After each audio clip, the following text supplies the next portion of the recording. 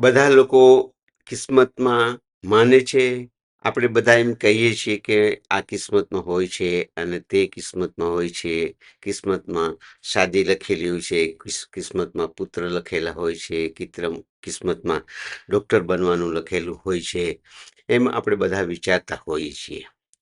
પરંતુ ખરેખર કિસ્મત જેવી કોઈ વસ્તુ છે કે પછી આપણે જ આપણા જીવનના લેખક છીએ? કિસ્મત શું છે એવું આપણે કોઈ વિચાર્યું છે? કિસ્મત છે કે પછી નથી? કે કિસ્મત આપણે વિચાર અને આપણી માન્યતાનું પરિણામ છે? ચાલો આપણે જોઈએ. હવે આ કિસ્મત ઉપર વિડીયો બનાવવાનો મારો હેતુ કોઈ પણ વ્યક્તિને નુકસાન પહોંચાડવાનો કે કોઈની લાગણી દુભાવવાનો નથી, પરંતુ કિસ્મત ઉપરના જે મારા વિચારો છે તે રજૂ કરવાનો છે. જો જેને જે પસંદ આવે તો તે આ વિડીયોને આગળ કિસ્મતને જાણવા માટે આ વિડીયોને આગળ જોઈ શકે છે. દરેક સંપૂર્ણપણે પોતાની ફ્રી વિલથી જોવું અને પોતાના ફ્રી વિલથી માન્યતા માનવું. કોઈ પણ જાતનું કોઈને દબાણ છે નહીં. આપણે દરેક કિસ્મતમાં માનીએ છીએ, પરંતુ કિસ્મતમાં હોય એમ ક્યારે બી વિચારીને આપણે કાંઈ પણ જાતનો નિર્ણય લેતા નથી કે ફેસલો લેતા નથી. કિસ્મત ઉપર આપણે કોઈ પણ છોડતા નથી. આપણે જ્યારે આપણા ઘરની અંદરથી બહાર નીકળતા હોઈએ છીએ ત્યારે આપણા દરવાજાને તાળું મારી જ દઈએ છીએ. આપણે એમ વિચારીએ છીએ કે જો ચોરી થવાની હશે તો થશે, તાળું મારવાની શું જરૂરત છે? અને એમ તાળું માર્યા વગરના ઘરમાંથી બહાર ચાલ્યા જાય છે. નહીં ને? તો પછી એનો મતલબ એ થયો કે આપણે કિસ્મતમાં નથી માનતા અને તાળું લગાડ્યા વગર જવાનું બદલે તાળું લગાડીને જ જઈએ છીએ.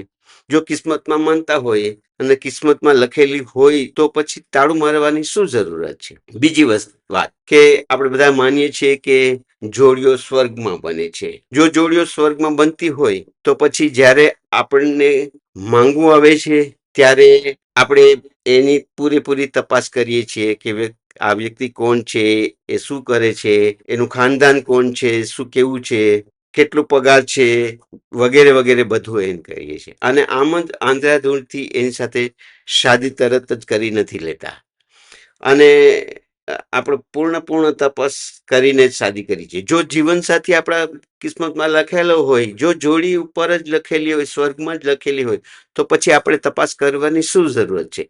એ જ મુજબ જો જોડી સ્વર્ગમાં આપણા કિસ્મતમાં આ જ ઉંમરે શાદી થશે અને આની સાથે જ શાદી થશે એવું લખેલું હોય તો પછી એ વ્યક્તિ આપણે ઘરે કેમ નથી આવી જતી કે આપણે એને તપાસ કરવા માટે શા માટે જરૂરત હોય છે? આપણે દુલ્હન ગોતતા હોઈએ છીએ, દુલ્હો ગોતતા હોઈએ છીએ અને કિસ્મત પર કેમ નથી છોડતા કે કિસ્મતમાં હશે ત્યારે શાદી થશે? એ જ રીતે જો કોઈ પણ વ્યક્તિ પોતાના પુત્ર યા પુત્રીને ડોક્ટર બનાવવા માંગતા હોય તો એને ભણાવે છે, એની પછવાડે પૈસાઓ ખર્ચા કરે છે અને પૂરી મહેનત લે છે.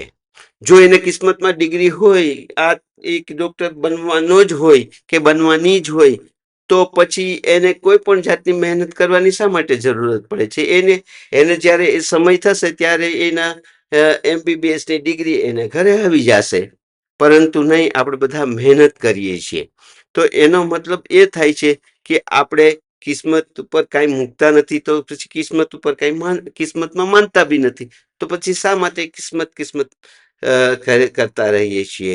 તો કિસ્મત કેમ બને છે, કેવી રીતે બને છે, એ આપણે હવે પછીના નેક્સ્ટ વિડીયોની અંદર જોશું.